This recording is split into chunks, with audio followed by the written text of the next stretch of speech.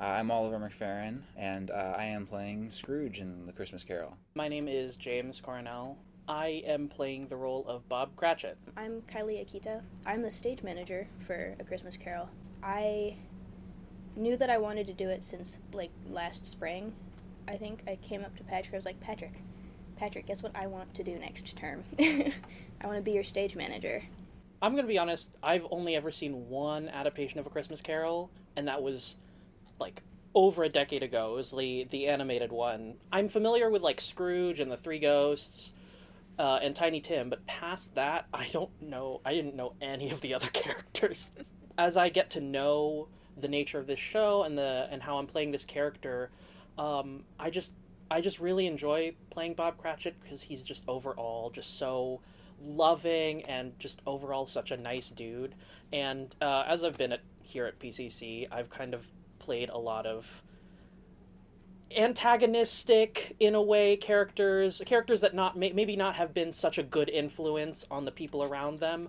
And so it's very refreshing and nice to play a character that's just a big ball of joy and energy. The biggest part of him is just that, how much joy and cheer he brings to the people around him.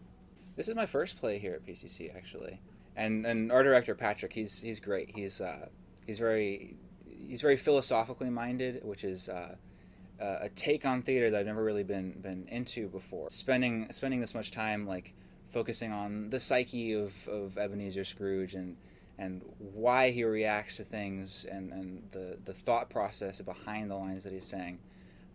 It's a different experience from what I worked on before. So it's been really interesting to work on. We're going for a very sort of different take on Christmas Carol, sort of trying our best to refresh the image of it. We've been putting a lot of work into not just thinking about not just these ideas, but what is influencing these ideas and what Charles Dickens, the author, was thinking about, and his intent, taking a look at why Scrooge is this way, because he's very stereotypically bah humbug and I don't like things I mean, but we've been taking a look at, well, why is he mean? Maybe does he have to be angry the whole time? What is motivating his actions at the start? Why are the things that he's shown by each of the ghosts? Why specifically are those influencing him to change? It's mostly refreshing their ideas psychologically. It's still set in Victorian England, very very, and they're putting in a lot of cool attention to detail about the time period and the outfits and that sort of thing. I manage all of the show documents, so all the rehearsal reports and the scheduling documents. The master cue sheet, I think, is probably my favorite and also my least favorite at the same time. It's where all of the cues for the show are laid out and color-coded, and there's 200 of them in there. And I've been working on that since the start of the term. I did a one-act as the stage manager in high school, but it was not anything like this. It was a 20-minute show. There were maybe 20 cues. Not even close to this level. The board operators, so the soundboard operator, the lightboard operator, the people on the rail system, and all of the crew members backstage, we have headsets, and I will say over the headset to stand by for a cue, and then I'll say the go for the cue. There are a lot of really cool lighting effects that help us transition between scenes. There's a lightning effect that I think is probably my favorite for when the ghosts are taking Scrooge to a new location. It's kind of chaotic, but it's really cool.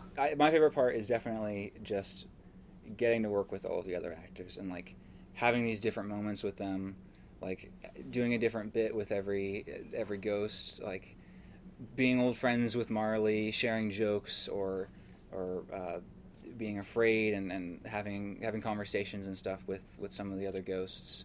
Bob Cratchit is played by James, and he's just a fantastic actor. Also I think we had sort of the same experience with comedy and musical stuff. So I feel like I gel really well with him. So that's always fun to be in a scene with him.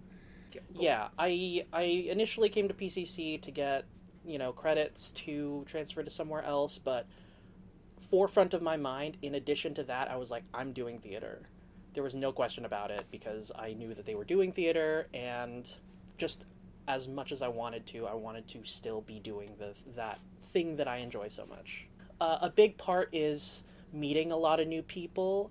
It kind of gives me an excuse too, because I'm a little introverted, so it's hard for me to like actively go out and meet new people, but theater kind of plops you into this new group of people, and you're like, you gotta figure out a way to get this show done, because you can't do it without forming proper connections and relationships and going through these processes together with other people. This is my second year, and I did all 3 shows last year as crew. I had originally planned to transfer to OSU after this year, but I kind of dropped that idea in favor of just getting an associate's and then going into the theater workforce. Because in this industry, you don't necessarily need to have a full bachelor's or master's. You can get pretty far with just an associate's. One of our instructors, Dan Hayes, he recommended me to Northwest Theater Workshop's producer, and they actually hired me as a stage manager. So I'm working that job at the same time as this, which is a lot. It's a lot to work 2 stage management jobs at the same time. Being a stage manager does have a lot of very transferable life skills. Being able to work under pressure and to be this organized is not something to sneeze at. It is very helpful in everyday life. I think with larger colleges and dedicated theater programs and that sort of thing, you're getting people into these programs who are specifically dedicated for specific types of theater, or like movie acting or hardcore Shakespeare, that sort of thing. But with community theater, because it's so much more open, you're meeting people who are taking theater for vastly different reasons, or who are bringing different experiences to theater that you just wouldn't even consider.